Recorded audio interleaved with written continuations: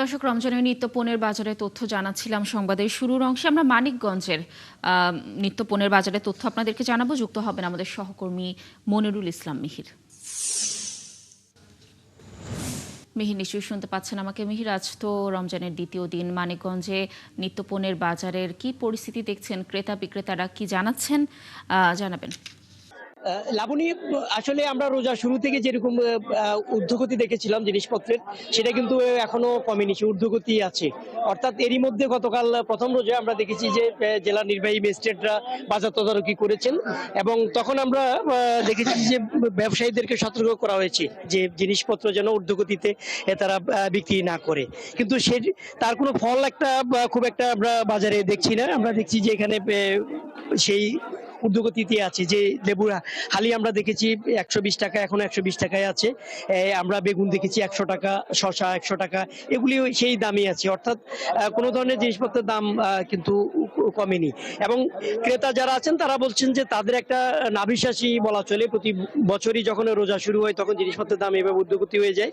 এবারও তেমনটি হয়েছে। তবে জেলা প্রশাসন আমাদেরকে বলছেন যে তাদের তদারকি আছে, তারা চাচ্ছেন যে কোনো ধরনের যেন অতিরিক্ত দামে কেউ বিক্রি না করতে পারে, সেই বিষয়ে তারা নজরদারি রাখছে। তা আমরা একটু বিক্রেতাদের কাছ থেকে জেনে নিই। আসলে এই যে আমরা একটু কথা বলি, আমরা দেখছি যে লেবু, শসা, বেগুন সহ সব জিনিসের দাম কিন্তু বাড়তি রোজার আগের থেকে। এখন কি অবস্থা? এখনো তো কমেনি। না, প্রথম রোজার হিসাবে এখন কিছুটা হলেও একটু কমছে। কারণ আগে ছিল 200 টাকা কেজি, এখন কেজিতে 20 টাকা কমছে। আজকে 180 টাকা বিক্রি করতেছে। হ্যাঁ, আর রোজা আসছে পরে কিছু আইটেমের দাম বাড়ছে, কিছু আইটেমের দাম আবার কমছে। যে লাউ গুলা গত সপ্তাহে ছিল একটা 80 টাকা, 100 টাকা। লেবুর দাম কত? রোজার আইটেম লেবুর দামটা একটু বেশি। লেবু 60 টাকা আলি বড়রা, আর মাঝারি গেলে 50 টাকা।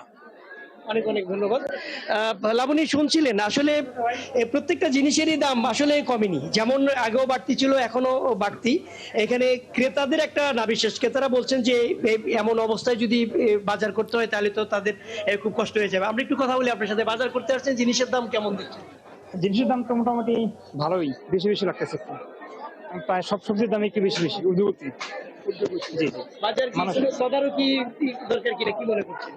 আমার মনে হয় কি তদারকি করা দরকার, কারণ সবজি প্রায় সব সবজির দাম একটু বেশি বেশি লাগতেছে। অনেক অনেক ধন্যবাদ। লাবণী, শুনছিলেন আসলে ক্রেতাদেরও একই ভাষ্য। তারা বলছেন যে না, রোজার আগে যেমন ছিল এখন একই অবস্থা। অর্থাৎ আমরা খুব একটা পরিবর্তন দেখছি না। এখন সামনে দেখা যাবে যে আরো 2-1 দিন গেলে জিনিসপত্রের দাম কমে কিনা। মিহির, ধন্যবাদ আমাদের সাথে যুক্ত থাকার জন্য। দর্শক, মানিকগঞ্জের রমজানের নিত্যপণ্যের বাজারে তথ্য জানাচ্ছিলেন আমাদের সহকর্মী মনিরুল ইসলাম মিহির।